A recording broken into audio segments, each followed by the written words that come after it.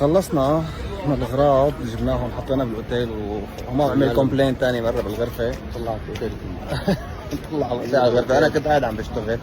المهم وقف هون لحظة. احنا كنا ماشيين كنا راجعين جايبين الأغراض، مرقنا هون بالسوق نفسه هذا تبع الهدايا جنب الأوتيل.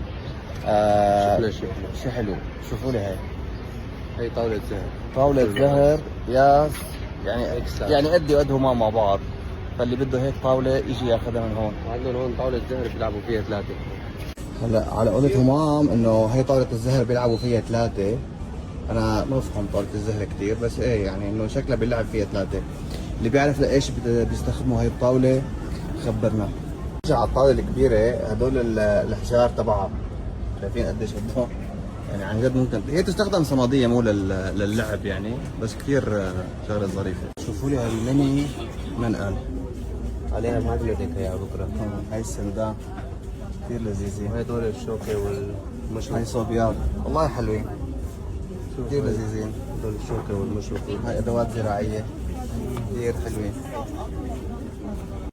رجعنا مرة ثانية على مطعم دوريان لأنه مطعم كثير طيب. أنا وأبو الهيم لحالنا اليوم بس.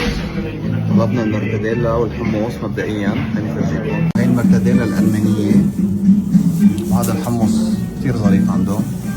شو طالب غيره أبو الهيم؟ والله هلا بنشوف. شو قال لي؟ طالب سجق وغيره؟ هذا متذكر. وصل السجق نفس اللي أكلناه ذاك اليوم. أبو الهيم صحتين.